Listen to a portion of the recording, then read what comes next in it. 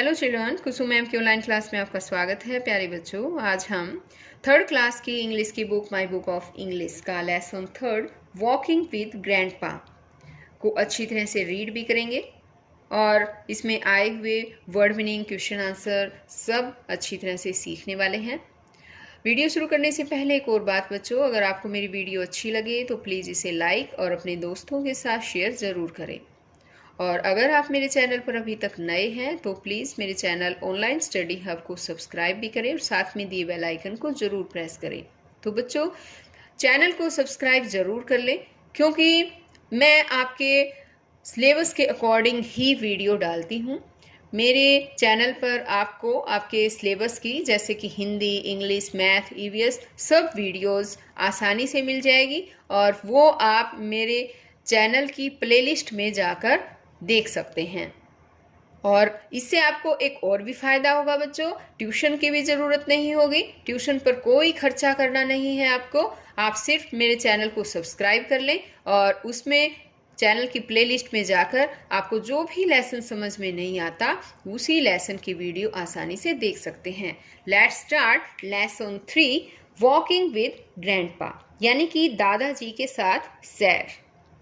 Pre reading बच्चों होती है पढ़ने से पहले जो एक्टिविटी की जाती है और उसमें जो क्वेश्चन आंसर होते हैं वो जो है उसको प्री रीडिंग बोलते हैं। और आपको इन सभी क्वेश्चंस के आंसर देने हैं। तुम्हारा फर्स्ट क्वेश्चन है यहाँ पर, do you live with your grand parents? क्या आप अपने ग्रैंड पेरेंट्स के साथ रहते हैं? ग्रैंड पेरेंट्स होता है बच्चों दादाजी दादी जी। तो बताइए, रहते हैं? Yes, okay. सेकंड क्वेश्चन है, do you help your grand parents? क्या आप अपने ग्रैंड पेरेंट्स की हेल्प करते हैं, मदद करते हैं अपने दादाजी दादी जी की? इफ यस, यदि करते हैं तो हाउ, कैसे करते हैं बताओ। तो आपको यहाँ पर अपने आप खुद बताना है मुझे बच्चों। बताओ। हाँ, दादाजी के लिए दवाइयाँ लेकर जाते हो, दादाजी जो भी सामान लेकर आने के लिए कहते हैं वो उनके लिए तुरंत ला देते हो, है ना? और दादी जी के लिए क्या करते हो? दादी जी जब भी आपको बुलाती है आप उनके पास चले जाते हो और जो भी सामान उनको चाहिए है वो ला कर दे देते हो, है ना? ओके। थर्ड क्वेश्चन है यहाँ पर, do you ever go out with your grand parents? क्या आप अपने ग्रैंड पेरेंट्स के साथ बाहर भी कभी गए हैं?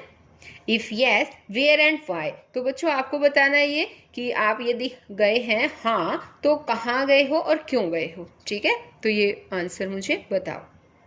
ओके। अब देखिए, अब आगे है रीडिंग, यानी कि पढ़ना। अब हम इसको रीड करेंगे।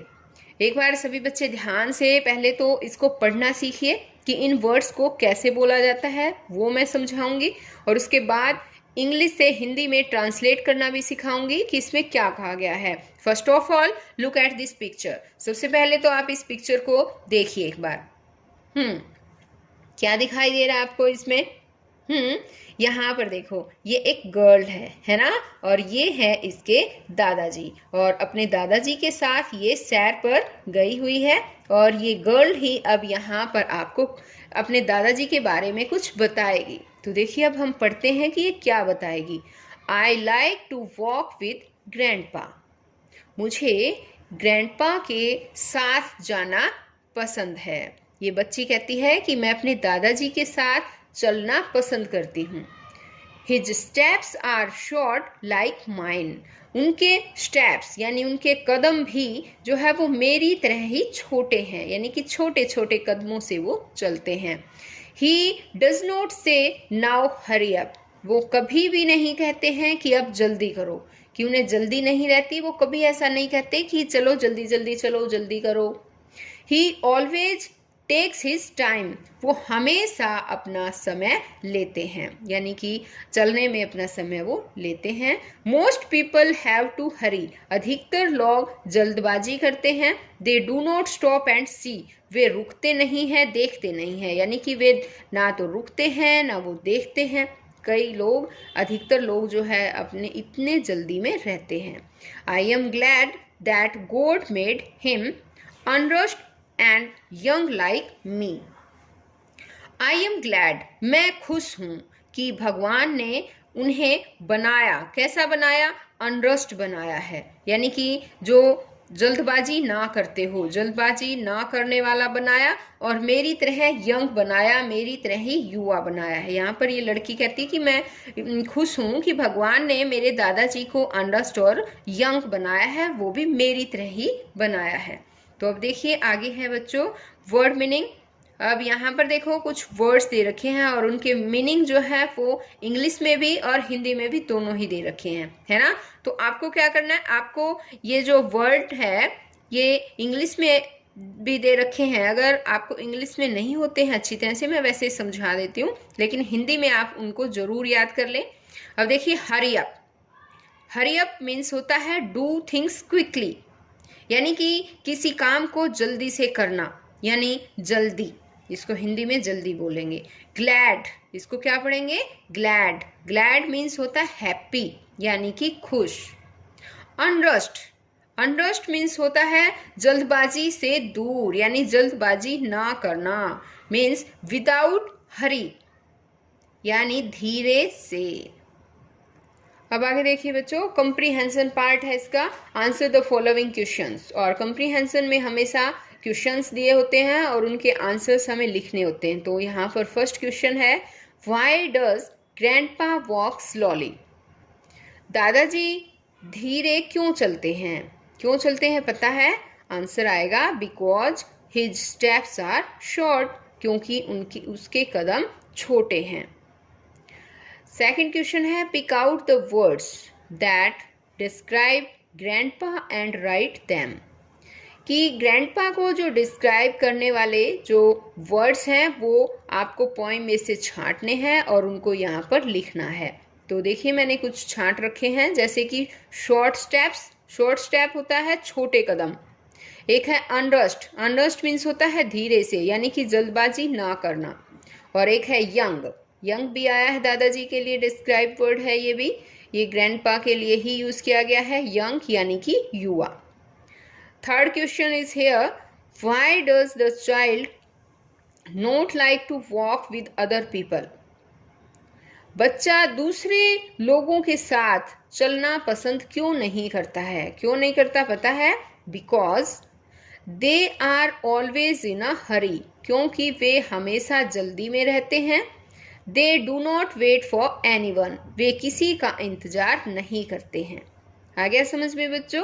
एक और बात समझो बच्चों, अगर जो भी क्वेश्चन वाई में होगा, वाई, वाई मीन्स होता है क्यों, और उसका आंसर हमें क्योंकि में ही देना पड़ता है, और क्योंकि जो है इंग्लिश में इसको बोलते हैं हम बिकॉज। आ गया समझ में। अब फोर्थ क्वेश्चन है is the child happy to walk with grandpa, क्या बच्चा अपने दादाजी के साथ चलते हुए खुश है, वाई, क्यों, क्यों खुश है। तो पहले इसका आंसर क्या, बच्चा अपने दादाजी के साथ चलना पसंद करता है, चलते हुए वो खुश है, यस, यस, हाँ, बिकॉज यहाँ पर हम बी जो है वो छोटा लिखना है बच्चों, यस लिख के और कोमा लगा रखा है ना, उसके बाद बी जो है वो यहाँ पर लेटर बी वर्ड जो है ये स्मॉल में लिखना है, because God has made him without Hari and young like the child.